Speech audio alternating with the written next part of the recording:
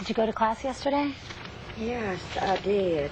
And I studied and studied and... So did I. I went home and I took the material and I reviewed it. I read through my notes. And I got to class and she called on me and I didn't know what to say. I know that's happened to me many a time. And when you get through, you say to yourself, well, I knew what I knew the answer. I know. It was like I was tongue-tied or something. I didn't know what to say to her. Tongue-tied. I wonder if she knows she was quoting literature. How often have you used phrases like tongue-tied? It's Greek to me. Vanished into thin air. Without rhyme or reason. All these phrases and many more that we use and hear every day started with a single poet. William Shakespeare. Over 400 years ago. It's highly unlikely that you can go through even one day without hearing or speaking some lines that originated with Shakespeare or some other famous writer of literature. Surprised? Well, when you think about it, you realize that our language and our culture are formed by works of literature. In a broad sense, literature can give us a better understanding of ourselves as human beings. It also presents us with different perspectives and different points of view. Studying literature and writing about it can also help you become a better writer. If you're asked to write about a literary piece, for example, you must first develop a thesis, just as you do with any essay, and explain or defend your position with evidence. Writing about literature means explaining and interpreting, not simply summarizing. Your role in writing about literature is a lot like playing detective. John Henry Norton, you have been tried and have been found guilty of murder in the first degree.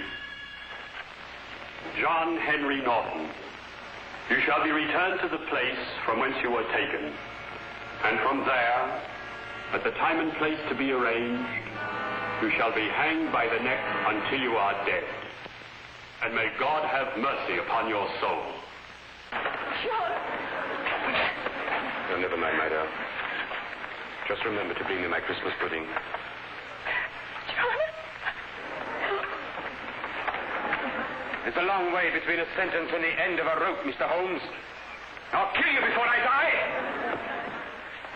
Although both Holmes and his trusty friend, Dr. Watson, see the same things on the surface, Watson isn't able to look beyond the surface level and interpret what he sees. No, thank you, Watson.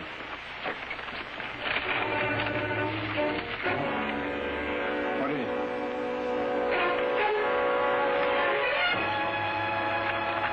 Soon? What does that mean? John Henry Norton, striking terror. From prison? He has friends outside. It's up to Holmes to explain the facts, to tell what they mean. Your role in writing about literature is like that. You have to explain what the facts of the story add up to.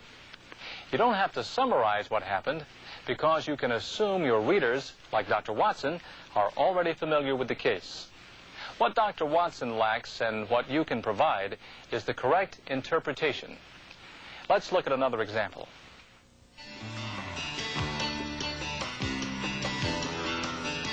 You've seen rock videos.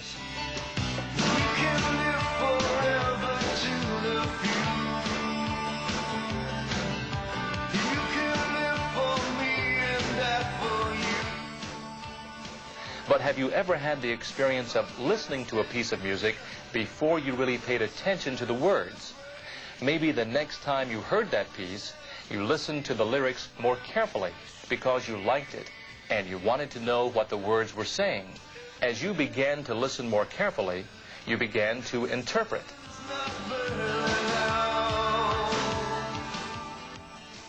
The same is true for literature.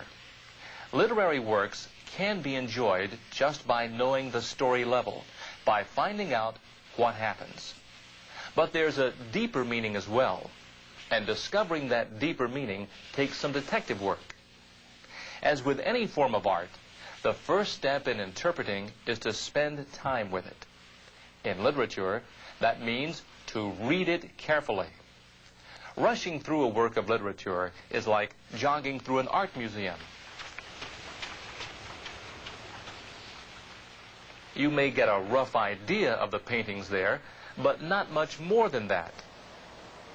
On the other hand, you could spend a lot of time at the art museum. You could read about each painting, find out about the artist, when it was painted, the title, and then look at the painting carefully, perhaps trying to decide if the title fits what you see or what the artist was trying to communicate. What is the mood? How did the artist combine color and shadow to create that mood? Why did the artist paint this particular picture? All of this takes time and effort, but it also makes the piece more meaningful, and it makes your trip to the museum and the time you spend there more worthwhile. Spending time with literature is like that. It requires not only careful reading, but thinking about what you're reading. You read a lot of things in the course of a day. Information signs, schedules, menus, magazines, even the ingredients in the food you eat.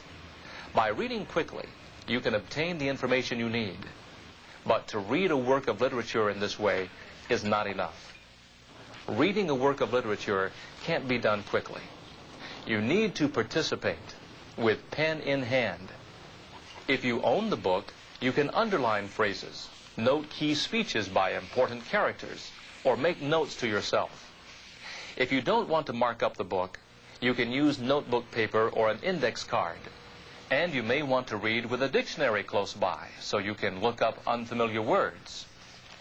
Short works, like poems, should be read several times.